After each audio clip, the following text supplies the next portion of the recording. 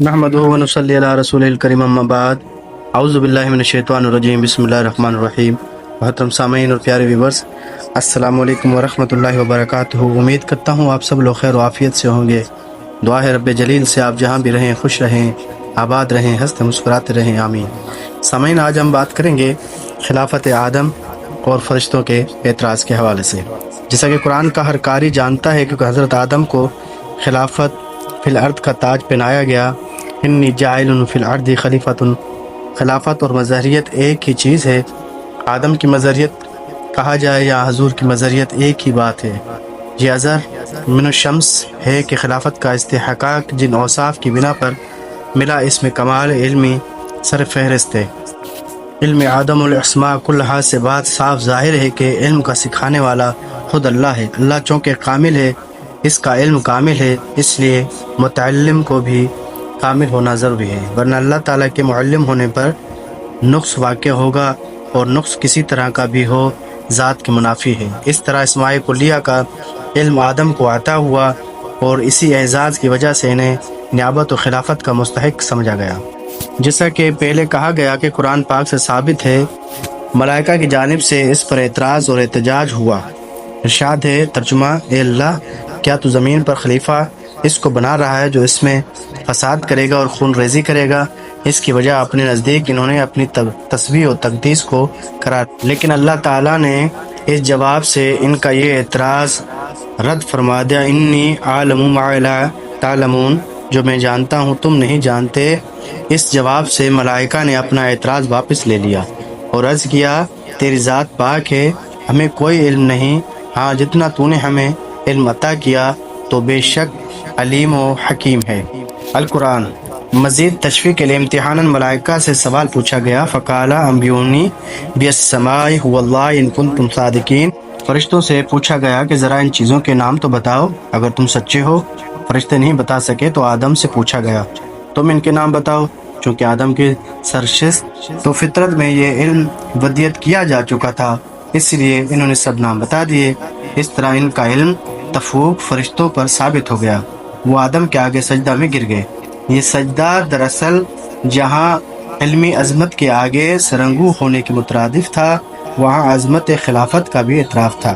اس تمام بیان کا یہ مطلب ہوا کہ ساری عظمت و بزرگی کی بنیاد اسماء کلیہ کا علم تھا۔ اسماء کلیہ کا علم کیا تھا؟ بسمیات کلیہ کا علم ہی تو تھا۔ بالسماء واللہ سے یہ ثابت ہے اور ظاہر ہے کہ وہ کون سی چیز ہے جس کا کوئی نام نہ ہو، اور وہ کون سا نام ہے جو اسماء کلیہ کے احاطہ سے خارج ہو۔ یاد رہے کہ اسماء کلیہ میں اسماء الہیہ اور اسماء کونیہ دونوں شامل ہیں۔ اب کائنات کی کوئی شے اسم یا نام کی گرفت سے آزاد نہیں۔ عرش، فرش، نجوم و افلاک، دوزخ، جنت، دنیا و ما فیہا، زمین اور آسمان، جو کچھ اس کے درمیان ہے، ان میں سے ہر ایک نام سے آدم واقف تھے۔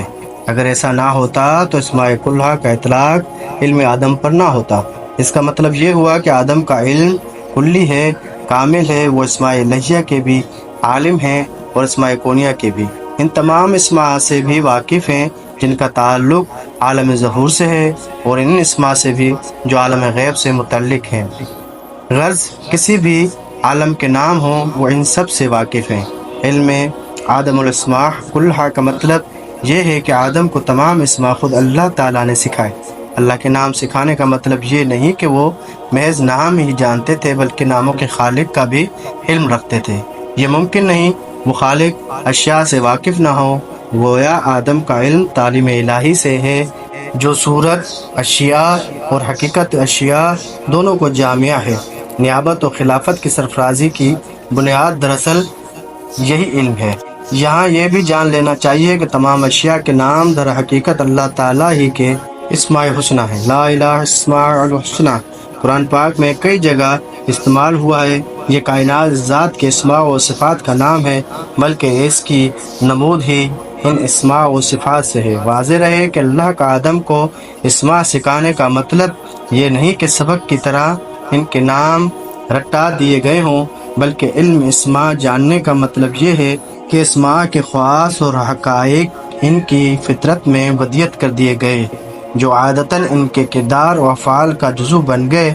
جس طرح طیور کو پرواز اور آبی مخلوق کو تیرنا سکھایا نہیں جاتا بلکہ ان کی فطرت کا ایک جزو ہوتا ہے، اسی طرح یہ اسماء اور ان کی خواص ان کی سرشست کا ایک حصہ بن گئے. حقیقت آدم اور حقیقت محمدی معنا کوئی دو الگ چیزیں نہیں بلکہ حقیقت آدم کا انتہائی نقطہ حقیقت محمدی ہے.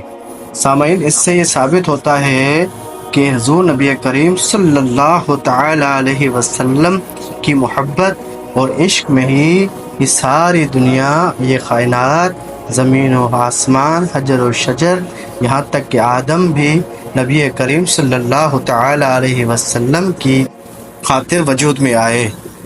اپنی ویڈیو کا اختتام اس شعر سے کروں گا کہ آدم میں جب تک دم نہ تھا یہ خاک تھا، آدم نہ تھا آدم میں جب دم ہوا یہ خاک سے آدم ہوا. ویڈیو پسند آئے تو سبسکرائب کر دیجیے گا، لائک اور شیئر کرنا مت بھولیے گا. اپنا ڈھیر سارا خیال رکھیے گا.